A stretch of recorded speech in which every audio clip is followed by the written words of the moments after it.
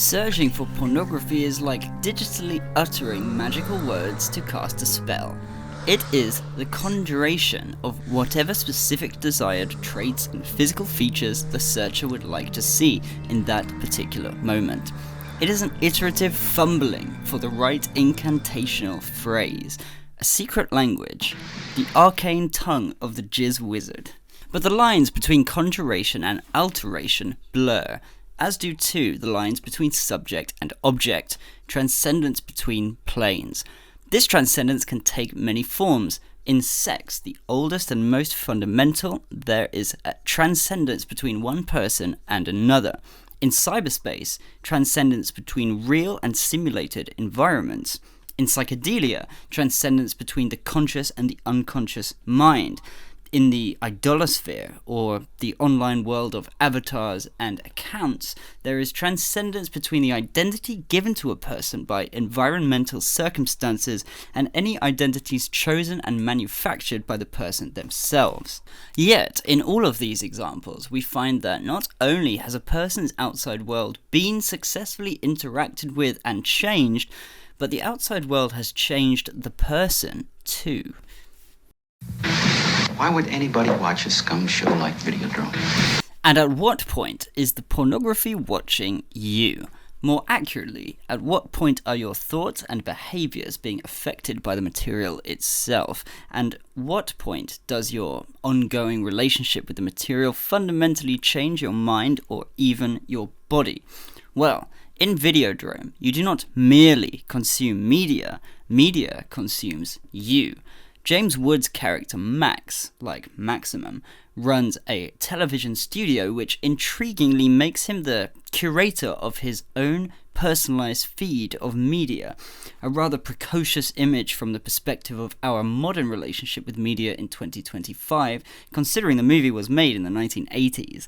Likewise, the idea of addiction to media and content was in its infancy at this time, surfacing in the discussions now associated with the satanic panic, or panic over violent video games and movies. I'm here to guide you, Max. Max is addicted to porn and snuff videos, extreme, uncanny content which colours his perception of the real world very quickly. Later, his biology begins to morph and mutate. He can insert VHS tapes into a vagina-shaped cassette player which has spontaneously grown in his abdomen. This image may have been branded pure shock at the time, but David Cronenberg was correct to identify an overlap between sex and cyberspace. They are both transcendence, shifts in and beyond identity. The physical morphing of Max's body might be seen as metaphorical, not merely for the corrosive effect of media as the film is commonly thought to argue, but also for the pseudo-sexual perversion of transcendence which exists in the digital world of experiential simulacra, which we now all inhabit. Long live the new flesh. Your new flesh is your digital flesh. It grew in cyberspace. It was fed by the cyberspatial content you took in and consumed. It was personally curated and ultimately chosen by you. It is your avatar, your profile picture, and your metaverse account. It is your cyborg reflection, your imagination's long and sordid sexual history. It is the blood that pours from enemy combatants you slay with your controller's triggers, and it is even the serotonin you won from your virtual conquests. Pseudo-status signaling within your neurochemistry. It is your psychological persona.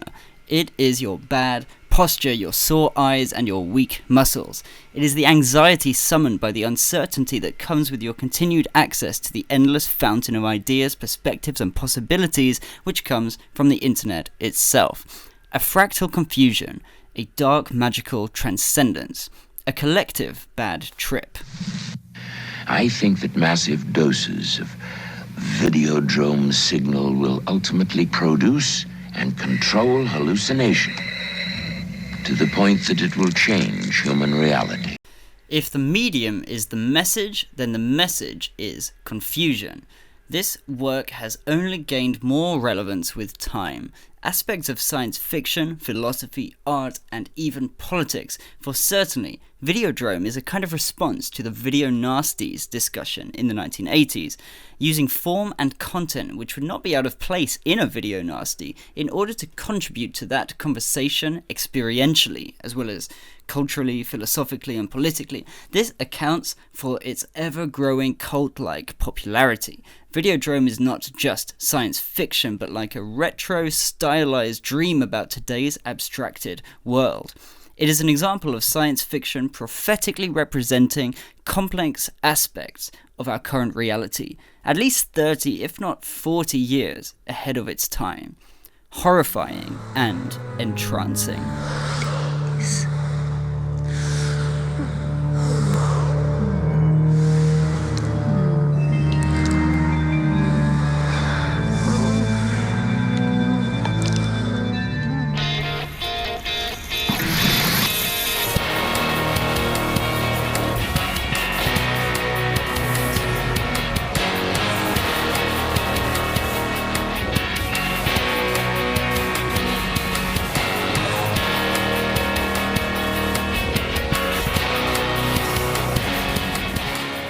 Terence McKenna used to say that the internet would be this free, open, intercommunication, a kind of utopia, but we all know it's become a dystopia.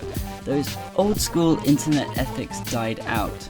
Now every site is full of pop-ups, data grabs, and forcing you to make an account, and we don't do any of that. That's the whole point.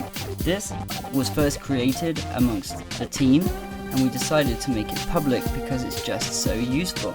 All the code is open source. If you have any use for any of these things, imagery sizing, audio trimming, and small caps, etc., I think that our site could be quite a useful tool for you, and it's also downloadable as an app. It's tools.apollonianeye.uk.